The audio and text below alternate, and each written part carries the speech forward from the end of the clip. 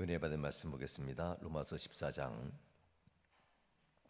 1절에서 23절 끝절까지 함께 읽겠습니다.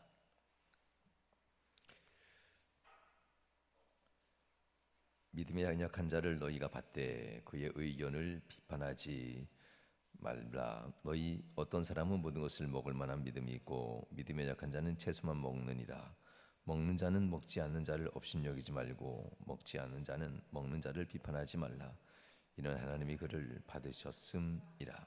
남의 하인을 비판하는 너는 누구냐? 그가 서 있는 것이나 넘어지는 것이 자기 주인에게 있음에 그가 세움을 받으리니 이는 그를 세우시는 권능이 주께 있음이라.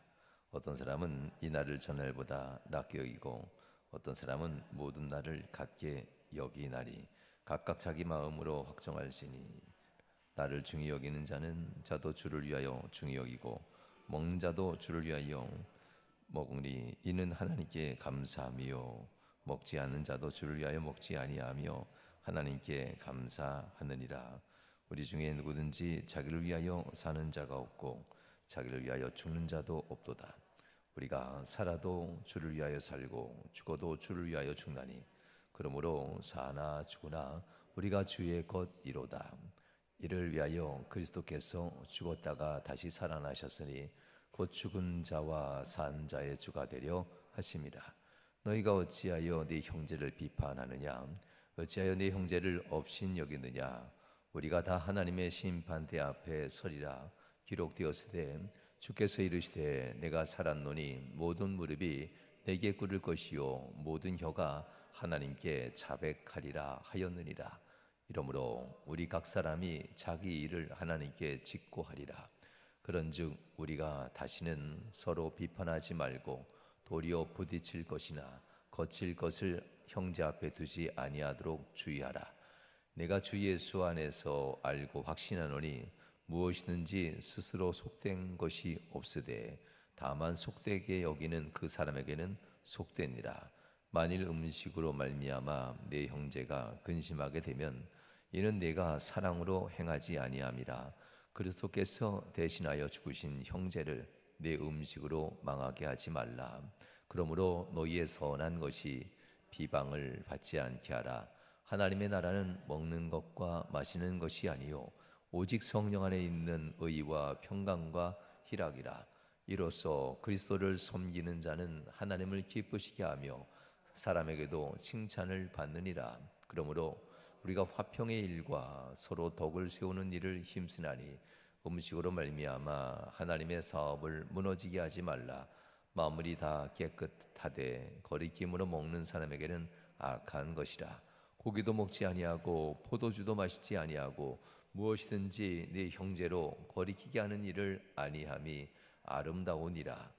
내게 있는 믿음을 하나님 앞에서 스스로 가지고 있으라. 자기가 옳다 하는 바로 자기를 정죄하지 아니하는 자는 복이 있도다. 의심하고 먹는 자는 정죄되리나니 이는 믿음을 따라하지 아니하였으기 때문이라. 믿음을 따라하지 아니하는 것은 다 죄니라. 아멘. 할렐루야. 14장 15장 말씀은 신앙생활하면서 믿음의 형제들 간에 지켜야 될 신앙의 도리에 대한 이야기가 14장과 15장에 나옵니다.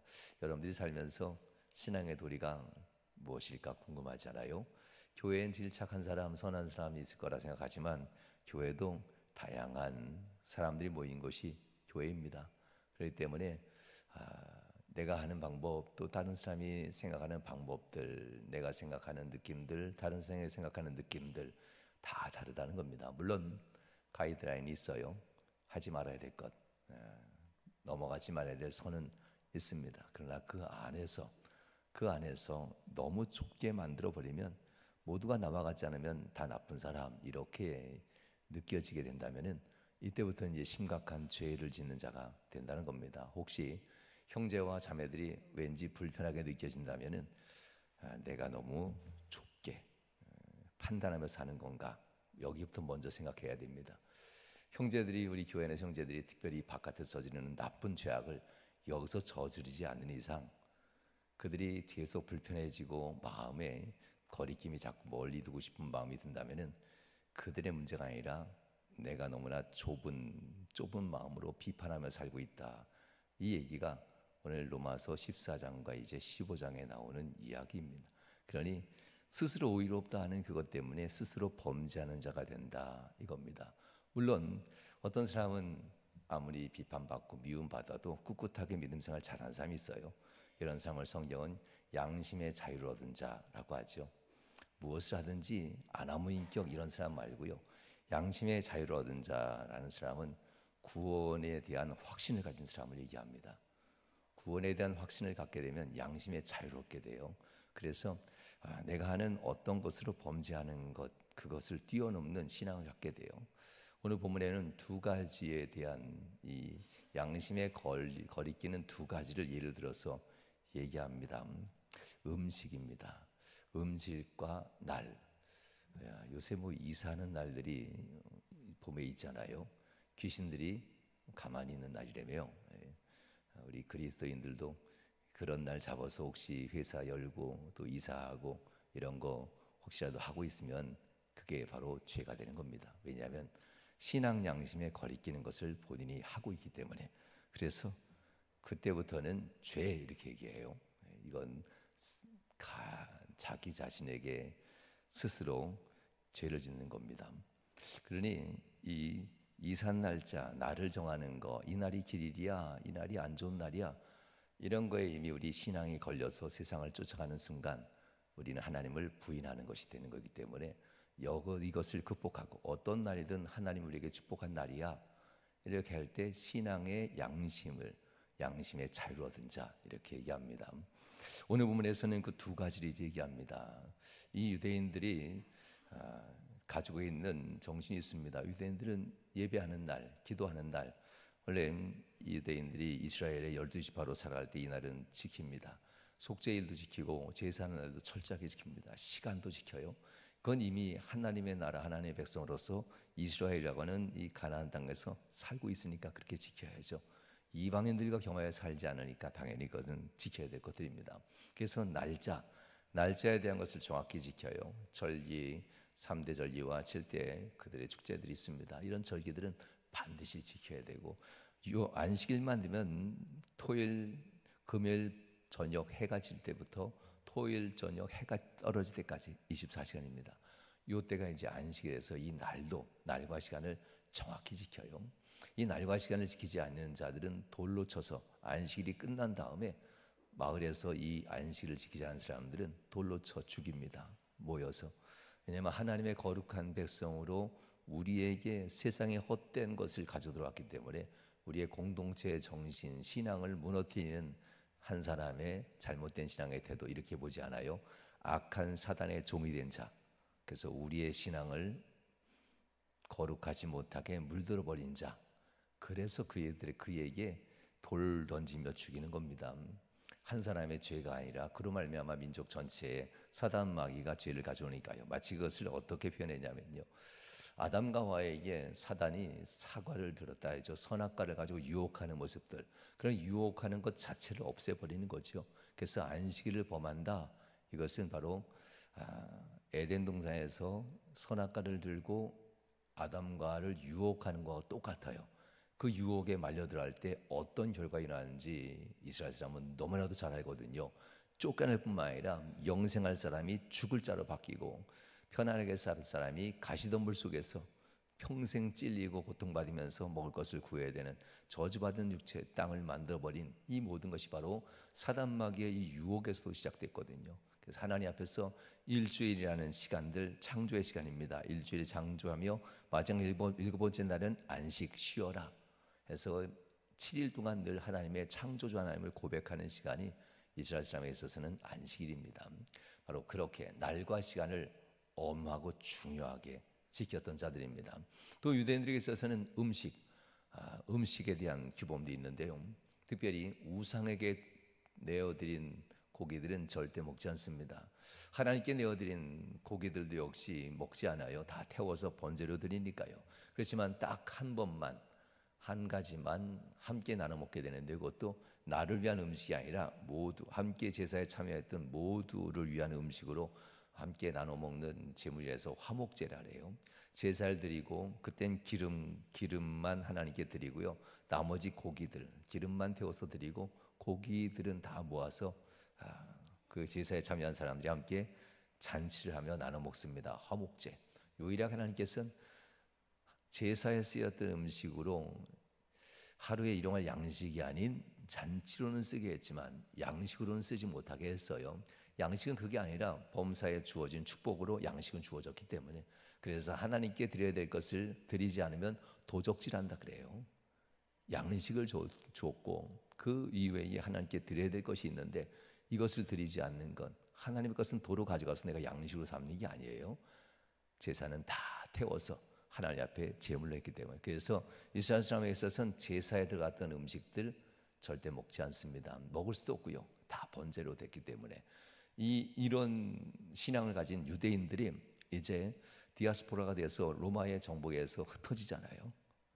400년 동안 흩어지고 또 흩어지고 또 흩어져서 로마에까지 가서 사는 그들입니다. 그래서 로마에 가서 살던 그들이 복음을 듣고 예수를 믿게 되었어요. 그러나 두 가지, 예수도 곧 하나님이시잖아요. 하나님 본체 예수 그리스도. 그러니 하나님을 섬기던 그 마음 그대로 예수님을 섬겨요. 정말 정결하고 거룩하고. 이 로마에서는 시장에 도는 100% 고기들, 음식의 100%, 고기의 100%는 다 그 많은 헬라의 신들에게 드리는 제물이에요.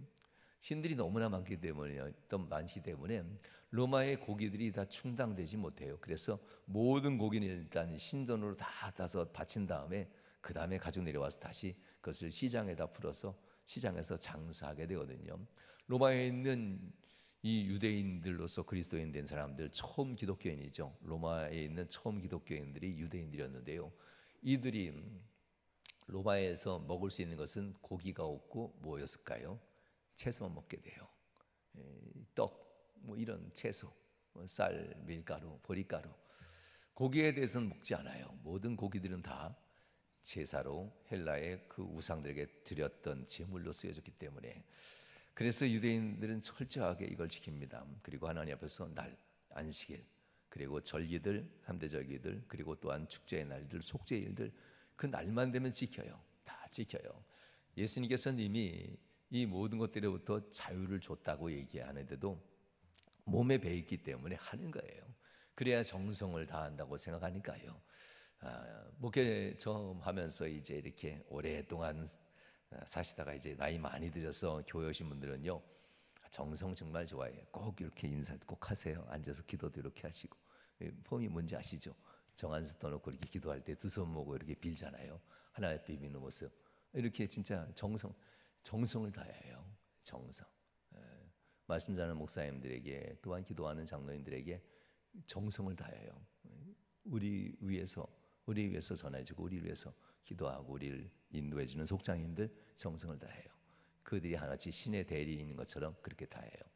그런 정성, 몸에 배있기 때문에 이래요. 평생 몸에 배있기 때문에. 그래서 유대인들도 역시 그와 같은 마음으로 하나님을 섬기는 겁니다. 곧 예수님을 그렇게 섬겨요. 나쁘진 않습니다. 그런데 문제가 하나 생겼어요. 유대인들이 곧 예루살렘에 갔다가 예수를 믿고 다시 로마로 온 유대인들이 복음을 전하잖아요. 복음을 전하면서 유대인들이 전한 복음이 로마에 있는 이방인들도 예수를 믿기 시작해요. 그렇지만 이방인들은 예수를 믿기 시작했지만 유대인들의 율법적인 삶을 하나도 모르단 말입니다. 살아본 적도 없고요. 이방인들은 주로 고기를 먹고 살았거든요. 채소는 그저 반찬같이 먹는 것이었고 대부분 고기가 그들의 음식이었단 말입니다. 이방인들이었던 이들이 예수를 믿고, 그리고 그들의 주식인 고기를 먹고 뭐 밀가루도 먹고 채소도 먹지요. 유대인들이 거기에 대해서 자꾸 불편해지는 겁니다. 고기 먹으면 안 된다고, 아무 고기나 먹으면 안 된다고, 우상에게 드렸던 고기가 시장에 풀리는데 잘 알아보고 드시라고, 그거 잘못하면 하나님을 불경하게 믿는 거라고 이렇게 얘기를 하니까요.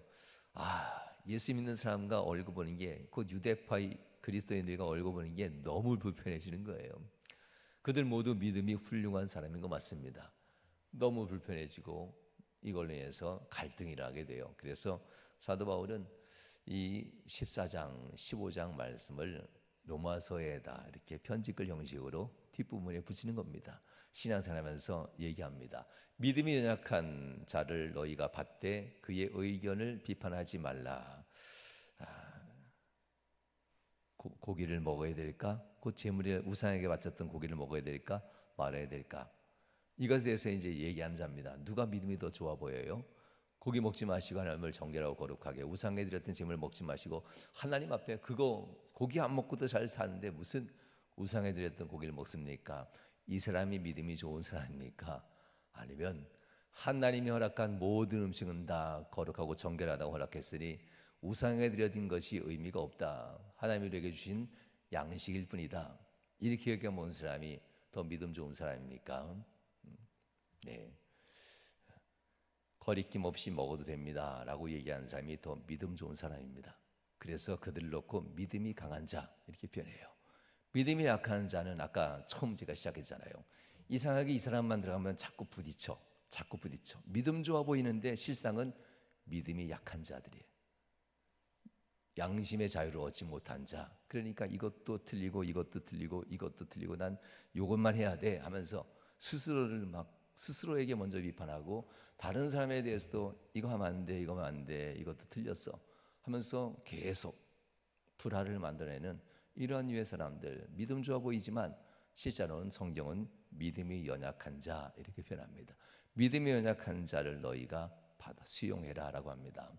그들의 이야기를 들어라 라고 합니다. 그들의 의견을 비판하지 말라 라고 합니다. 어떤 사람은 모든 것을 먹을 만한 믿음이 있다. 곧 양심의 자유를 얻은 자들입니다. 하나님이 주신 음식, 에베소에서 있었던 에피소드가 하나 있죠. 베드로가 에베소를 방문한 적이 있었어요. 에베소에 방문해서 에베소에 복음이 증거되고 교회 같은 일이 세워지니까요, 베드로가 그곳까지 가가지고 그들을 격려하는 차원에서 있다가 이방인들과 함께 한 자리에 식사를 하게 돼요. 이방인의 식탁에는 우상에 올렸던 시장에 사온 고기가 올라가요. 그 자리에 베드로와 함께 식사할 때에 바울이 복음 전하다 그 교회에 오게 돼요. 식사 시간 좀 늦었어요. 늦어서 오니까 베드로가 바울이 온다는 소식을 듣고 슬그머니 이방인들과 합석하지 않는 율법 이걸 기억하고 슬그머니 먹던 그릇을 내려놓고 식사 자리를 몰래 빠져나가죠. 바울과 그의 유대인들이 온다는 소리를 듣고 거기 있으면 자기가 유대인으로서 이방인들과 함께 겸산했을 뿐만 아니라 우상에 절했던 고기를 먹고 있었으니 이게 들통나면 자기가 무한해지니까 몰래 도망갑니다. 이것을 알고 바울이 갈라디아에서 이 베드로를 엄히 꾸중합니다. 엄히 꾸중해요. 양심의 자유를 갖지 자유가 없는 신앙 가진 넌 죄인이야 이렇게 얘기합니다. 스스로 죄인인 것을 인정하는구나 하면서 하나님 앞에 회개할 것을 얘기해요. 너 같은 믿음이 얼마나 많은 사람의 믿음을 병약하게 만들겠느냐 이렇게까지 비판해요. 바울이 베드로에게, 수제자 베드로에게 이런 비판까지 할 수 있을 정도였다는 것은 바울이 대단한 게 아니라 베드로가 행동한 이 행동이 엄청난 죄이기 때문에 그래요. 엄청난 죄. 교회에서 리더십 있는 사람들이 이런 이중적인 행동을 보이는 것이 얼마나 큰 죄인지 이건 사람은 가려도 하나님은 못 가려요.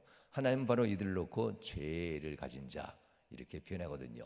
오늘 본문은 바로 그와 같은 얘기들입니다. 그래서 이들을 놓고 어떤 사람은 모든 것을 먹을 만한 믿음, 아까 양심의 자유를 얻은 자들, 양심의 자유를 얻은 자는 어떤 자인지 뒷부분에 이제 나옵니다. 우리 스스로가 아무렇게나 나는 괜찮아 먹으면 다 양심의 자유인 것처럼 우리 스스로 마치 믿음 좋은 사람인 것처럼 혹시 여기 생각하는 분도 있을지 몰라요. 끝까지 말씀 들어보시고 과연 우리가 양심의 자유를 가진 자인가 한번 돌아보시기 바랍니다. 그러면서 먹는 자는 먹지 않는 자를 업신여기지 말고 먹지 않는 자는 먹는 자를 비판하지 말라. 이는 하나님이 그를 받으셨습니다. 하나님이 그를 받으셨다라는 이 로마서 14장 3절 말씀에서 돌이켜봐야 합니다. 베드로에게 얘기했던 것, 베드로야 내가 정하다 했는데 네가 그걸 부정하다 하느냐? 베드로야 내가 먹어도 된다 했는데 네가 못 먹는다 하느냐? 이렇게 얘기하면서 고넬료라고 하는 백부장을 만날 때도 역시 하나님이 베드로를 꾸중하는 장면이 나와요. 먹고 마시는 것이 아니라 한 영혼이 구원받는 것에 더 중요한 것임을 이야기하는 거죠. 오늘 보면 바로 그러므로 먹고 마시는 것은 교회의 본질이 아니야. 한 영혼이 실족하지 않게 하는 것이 교회의 본질이야. 이렇게 얘기합니다. 먹고 마시는 것으로 부닥치게 된다면 둘 중에 하나, 너는 틀리고 너는 옳다고 하는 거냐, 이런 얘기입니다. 구원과는 전혀 상관없는 이런 것에 에너지를 낭비하고 있는 그들을 놓고 얘기하는데요. 4절 말씀에 오면 이제 우리가 남을 비판할 수 없는 이유가 4절에 나와요. 이렇게 해가지고 남의 하인을 비판하는 너는 누구냐? 그가 서 있는 것이냐? 넘어지는 것이 자기 주인에게 있음에 그가 세움을 받으리니 이는 그를 세우는 권능이 주께 있습니다. 마치 지가 주인인 것처럼 남을 비판한다고 해요. 너는 누구냐? 남의 하인을 비판하는 너는 누구냐? 이 말이 아주 중요한 얘기인데요. 우리가 피차 어린 서로 어떤 자일까 질문해야 돼요. 우리는 어떤 위치에 있을까? 목사이기 때문에, 장로이기 때문에 더 높은 자리에 섰다고 하면 이건 교만이에요. 하나님이라는 분 앞에 딱 섰을 때는 모두가 다 하나님의 하인이에요. 그런데 마치 하나님의 하인, 하나님의 종들인 우리들이 서로가 서로를 비판한다면 자기가 주인 행세하는 거잖아요. 종이 종을 비판할 수 없어요. 주인이 종에게 일어서면 일어서는 거고 앉아면 앉는 거고, 주인이 종에게 가라면 가는 거고, 주인이 종에게 오라면 오는 거지, 자기가 맡은 거에 대해서 주인에게 이야기를 듣고 따르면 되는 거지, 종이 종을 비판한다, 있을 수 없다는 얘기를 이제 4절에서 하는 겁니다. 그러므로 우리가 하나님 앞에서 신앙생활 할 때에 믿음 생활하는 성도들끼리 마치 본인이 더 나아서 누군가 가르친다라고 생각하는 것 자체가 교만이에요. 부족한 것을 채워주려고 섬기는 마음으로 돌본다면 괜찮아요. 그런데 내가 더 나으니까 누군가를 가르쳐야 되겠다, 이건 이제 종의 마음이 아니죠. 그에게 힘을 실어서 도와주려고 내 것을 나눠서 돌보는 자세, 이건 종이 종을 서로 돕는 자세죠. 이런 자세가 아니라 비판하는 자세를 가진 너는 도대체 누구냐? 모든 권능은 주께 곧 하나님께 있습니다 라고 합니다. 그러면서 이제 두 번째 날에 대해서 얘기합니다. 5절, 어떤 사람은 이 날을 저 날보다 낫게 여기고 어떤 사람은 모든 날을 같게 여기나니 각각 자기 마음으로 확정할지니라. 뭘까요? 길일, 어느 날이 좋은 날이야, 그러니까 이 날 가야 돼. 그 날이 제일 좋아. 아무리 생각해도 날이 좋아. 하나님께서는 모든 날을 축복하시고, 실제면 주일도 하나님이 창조하셨고, 월요일도 하나님이 창조하셨고, 화요일도 하나님이 창조하셨고, 수요일도, 목요일도, 금요일도, 토요일도 보시기에 좋았더라. 모든 날들을 하나님이 창조하시고 보시기에 좋았더라 하셨는데, 모든 날들이 다 좋은 날이야, 우리가 하나님 곁에 있으면. 그런데 너는 왜 자꾸 이 날은 아니야? 알고 보면 자기가 쓰는 날이 있기 때문에 그래요. 하나님 앞에서 일하고 교회에서 사명 감당할 때 자기의 날을 가장 먼저 버리면요, 의견이 하나 되는데 진짜 빨라요. 나는 이날 뭐가 있어 안 되고, 또 그러면 나는 이날 또 뭐가 있어 안 되고, 또 그럼 어떤 사람이 난 이날 이것 때문에 안 돼. 그럼 어떻게 해요? 자기의 날을 버리고 하나님의 일할 날에 마음을 둬야죠. 그래야 되는 건데, 이들이 하나님에 대한 마음은 다 똑같긴 한데 나의 날에 대한 중요한 마음이 있기 때문에 그래서 서로에 대해서 비판한다라는 겁니다. 그러니 그 일 많이 안 하는 당신이 좀 양보해. 얼마나 내가 중요한 일인데 당신 그거 별로잖아, 당신이 포기해. 뭐 이런 유의 사람들. 그러니 어리숙하고 착한 사람이 계속 손해보면서 교회에서도 따라가는 걸 종종 보게 되는데요, 하나님이 보고 계십니다. 능력 많은 사람이 자기 나를 포기하세요. 능력 많고 힘 있는 사람이 자기 나를 포기하세요. 약한 사람들의 날을 살려주고 돌봐주면서 그래야 하나님이 기뻐하시죠.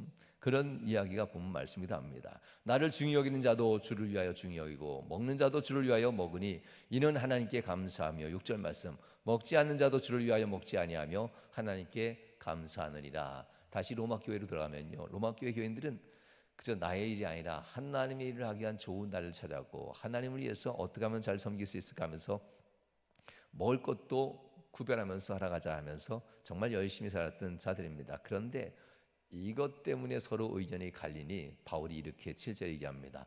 우리들 중에 누구든지 자기를 위하여 사는 자도 없고 자기를 위하여 죽는 자도 없도다. 우리가 이 찬양도 불렀던 부분이죠. 우리가 사나 죽으나, 우리가 사나 죽으나. 8절 말씀, 우리가 살아도 주를 위하여 살고 죽어도 주를 위하여 죽나니 그러므로 사나 죽으나 우리는 주의 것이로다. 찬양 가사 기억나시죠?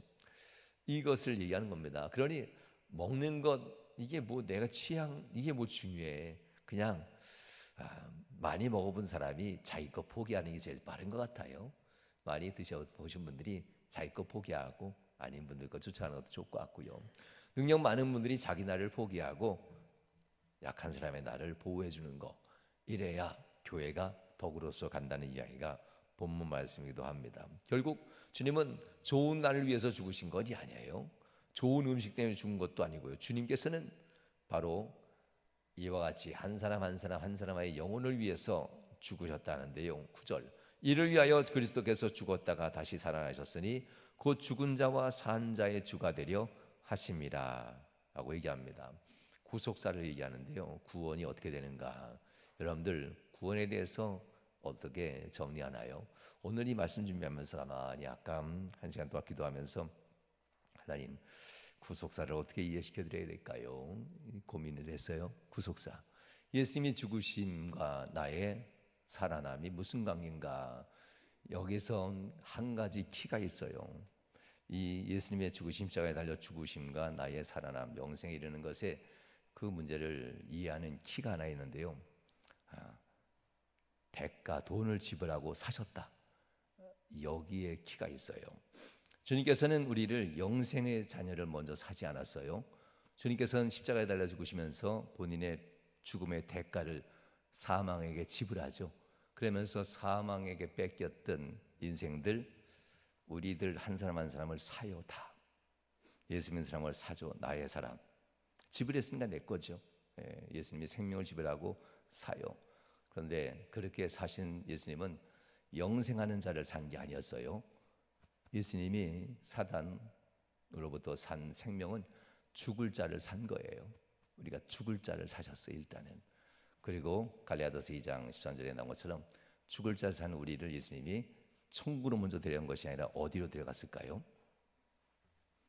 사흘 동안 죽은 자리로 데려가요. 죽는 날 뒤에 3일이 더 지나죠. 죽으시는 동시에 예수 믿는 사람을 다 나의 사람으로 샀어요. 그리고 예수님의 소유가 되니 예수님이 가는 곳으로 함께 가게 돼요. 그래서 우리 죽을 자들이 예수님과 함께 죽는 자리로 내려갑니다.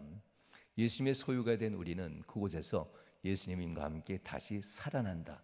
갈라디아서 2장 13절에 이하에 나온 말씀이고요. 또한 로마서 7장에 나온 이야기이기도 해요. 그것에 대한 정리입니다. 그러니 내가 죽음도 맛보지 않고 영생에 들어갔다라는 것으로 시작하면 십자가와 나의 죽음이 영생에 무슨 관계가 있지 도무지 이해가 되지 않아요. 아까 얘기한 거 꼭 기억하세요. 내가 영생에 들어갈 몸으로 주님이 나를 산 게 아니라 십자가에 죽으시는 그 순간 믿는 자들은 죽을 자가 된 상태로 주님이 사셨다. 그리고 주님과 함께 3일 동안 죽음의 자리로 같이 내려갔다가 옛 죄의 악들은 다 씻겨지고 다시 살아날 때 우리는 깨끗한 몸으로 살아가야 된다라는 겁니다. 그래서 이 구속사를 이렇게도 표현합니다. 그런 예수님과 함께 살아가는 것을 어떻게 표현하냐면요, 죄에 속했던 우리들은 어둠의 자식이라고 그래요. 어둠에 속한 자들. 그래서 사단의 자녀들, 자식이라고 표현해요. 거꾸로 얘기해 봅시다. 예수님이 피값 주고 산 우리들은 예수님께 속한 자들이에요. 그래서 우리들을 빛의 자녀라고 하고 하나님의 자녀라고 해요. 이런 과정을 거치면서 하나님의 자녀가 된다는 겁니다. 그리고 또한 어둠에 속한 자들, 곧 사단의 자식들은 기업을 받는데요, 그 기업은 영벌, 죽음에 대한 기업을 받는다고 해요. 그렇게 정해진 우리들이 예수님과 함께 다시 살아나 하나님 빛의 자녀가 되고 하나님의 자녀가 된 우리들은 기업이 바뀌어요. 영생, 천국에 들어갈 기업으로 우리의 삶이 바뀐다. 이와 같은 이야기들입니다. 꼭 기억할 것은 죽었던 나를 사셨다. 이게 깁니다. 죽었던 나를 사시고 함께 죽음으로 들어가시고 3일 동안 함께 죽으셨다가 주님이 살아나실 때 다시 살아나셨다. 이 부분을 잘 이해하시면은 그러면은 우리의 구원에 대한 얘기를 누구든지 알 수 있어요. 예수님이 날 살려주셨어가 아니에요. 함께 죽고 함께 살아났다. 이 말씀에 대한 이야기가 매우 중요합니다. 오늘은 바로 그와 같은 얘기를 하는 겁니다. 주께서 바로 죽은 자와 산 자의 주, 나를 사셨을 때 난 죽은 자였고 그 죽은 자를 데리고 영원히 죽을 자리에 갔다가 산 자의 주, 다시 살아나셔서 함께 살려주셨다는 이야기입니다. 그런 우리들이 어찌 다시 땅의 일을 가지고 형제를 비판하느냐라는 얘기가 10절 말씀입니다. 네가 어찌하여 내 형제를 비판하느냐, 어찌하여 내 형제를 업신여기느냐, 우리가 다 하나님의 심판대 앞에 서리라 라고 합니다. 시편 45편에 나온 말씀을 빗대어서 얘기하는데요, 주께서 11절 말씀입니다. 주께서 이르시되 내가 살았노니 모든 무릎이 내게 꿇을 것이요 모든 혀가 하나님께 자백하리라. 요한 1서 3장에 나온 말씀과 똑같지요. 자백하는 자, 하나님께로부터 긍휼을 입는다고 하죠.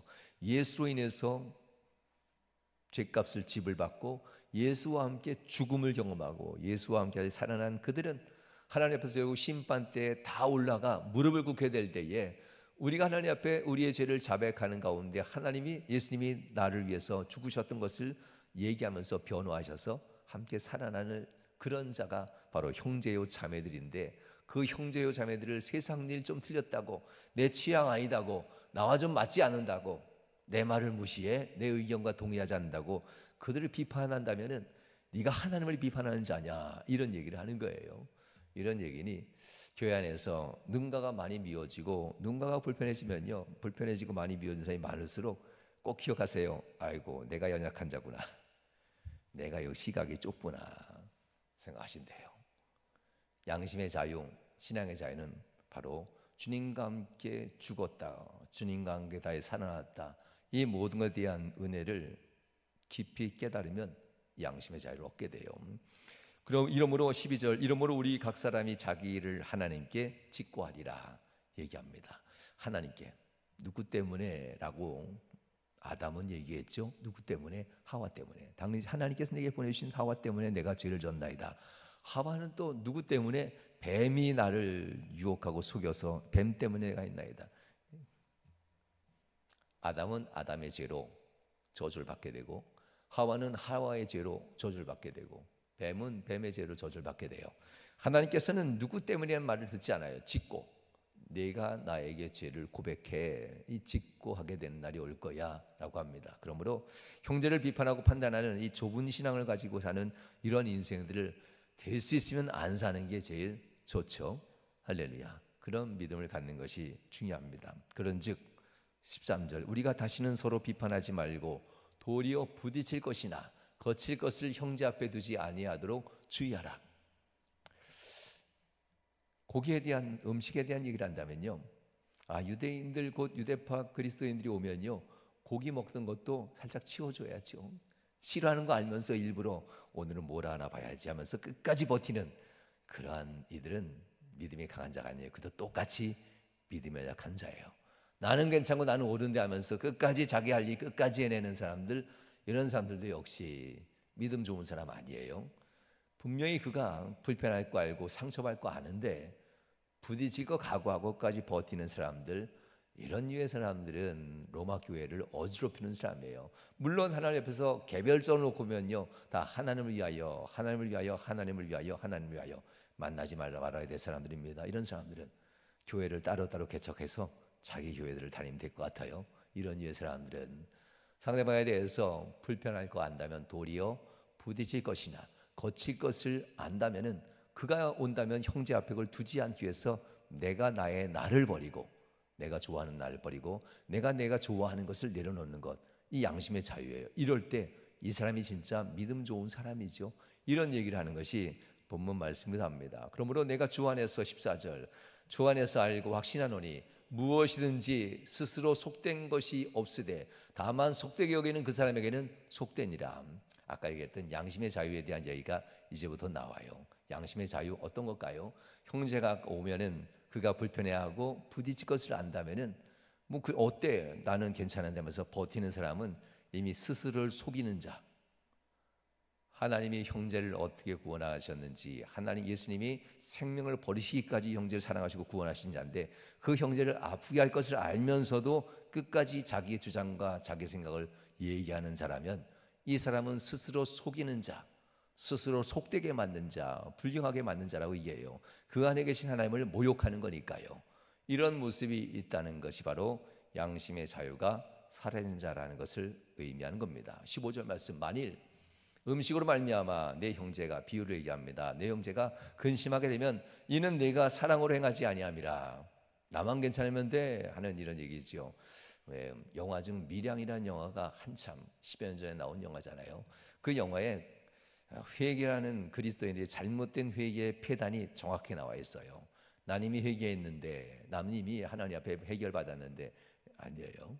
거기에 대해서 상처받을 형제자매가 있다면, 상처받은 형제자매가 있다면 그렇게 행동하면 안 돼요.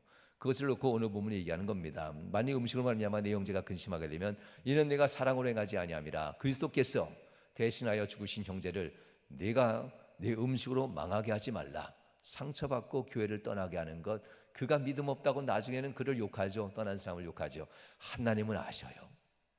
왜 그들이 떠났는지, 상처 준 이가 누군지, 아프게 한 이가 누군지. 떠난 사람을 놓고 남은 사람들은 욕할 거예요. 믿음 없어서 그러니까 나갔지, 이렇게 얘기할 겁니다. 그러나 하나님은 다 알고 계셔요. 이와 같다는 얘기를 얘기하는 겁니다. 로마 교인에게 너희들이 아무리 의로워 보여도 너희들만 남아서 의로워 보이지만 나는 그거 다 봤어. 내가 다 알고 있어. 그리스도께서 대신하여 죽으신 형제를 내가 바로 망하게 한 자야. 이걸 놓고 예수님께서는 그렇게 천국까지 못하고 지옥에 갈 건데 차라리 네 스스로가 너를 심판해라 하면서 뭐라 했는지 아시죠? 형제를 시족하게 한 자는 연자맷들을 그 목에 달고 바다에 뛰어들어라 할 정도로 하나님은 알고 있다는 겁니다. 내가 다 봤다 하면서 절대 잊지 않겠다라는 얘기를 하는 얘기입니다. 이런 얘기를 들으니 로마 교인들은 두려울 거예요. 진짜 중요한 것이 무엇인지 그들은 알면서도 비방했으니까. 16절, 그러므로 너희 선한 것이 비방을 받지 않게 하라. 지금까지 살았던 신앙생활들이 주를 위하여 헌신하고 주를 위하여 했었던 모든 것들이 형제에 대해서 사랑으로 품어주지 아니하고 형제가 실족하고 상처입은 것을 알면서도 그것을 믿음에 거스르지 않는다면서 버티는 모든 것들, 이런 걸로 말미암아서 결국 하나님 앞에서 마귀가 너를 비방한다는 얘기예요. 사람은 비방하지 않아요. 마귀는 바로 이와 같이 참소하는 자로서 비방하게 되는데요. 언제 했는지 혹시 아시죠? 욥기 1장, 욥기를 읽어보시면 욥기 1장에 보면 하나님은 욥을 비방하는 마귀 앞에서 네가 내 사람, 나의 사람 욥을 네가 함부로 한번 해봐라. 그는 절대 흔들리지 않을 거야. 참소하는 자 마귀입니다. 어떻게 하든지 그가 넘어지게 하려고 비방하는 자 마귀를 얘기합니다. 비방은 곧 마귀의 일입니다.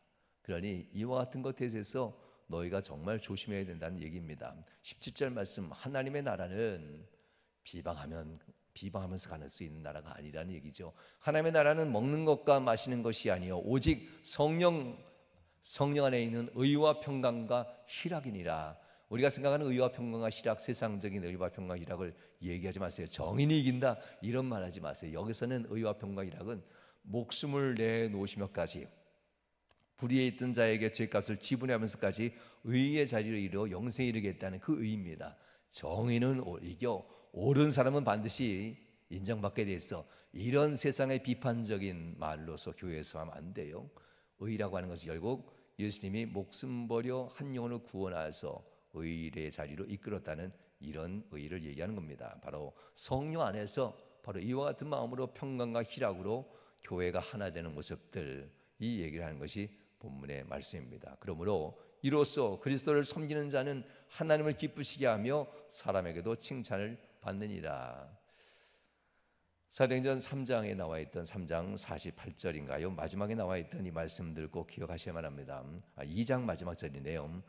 2장 마지막 절 말씀 보면 하나님과 사람 앞에 칭찬을 받으니 구원받는 숫자를 날로 더하게 하시니라.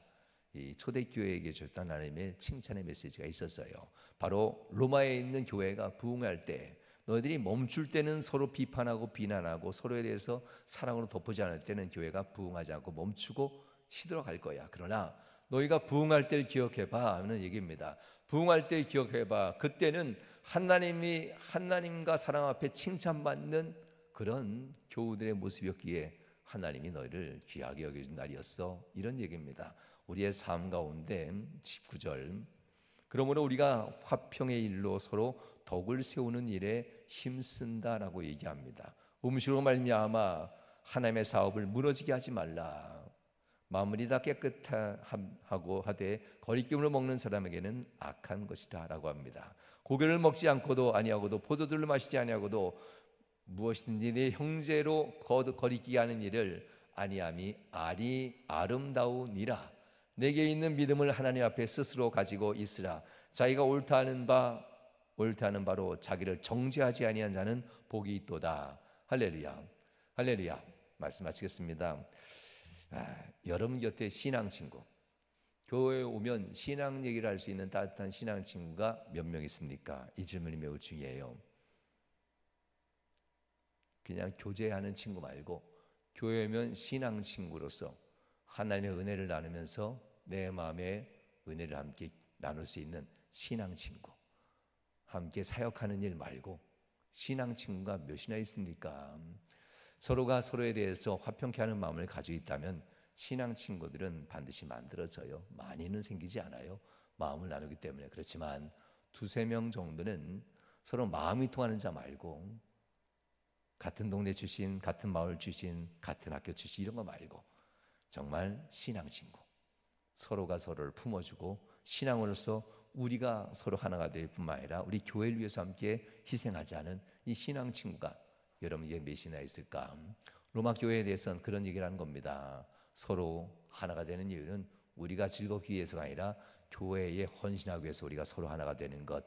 이렇게 로마 교회가 서갈 때 놀라운 축복으로 부흥했던 것을 기억하라. 지금의 모습은 어렵지 않겠는가라는 이야기입니다.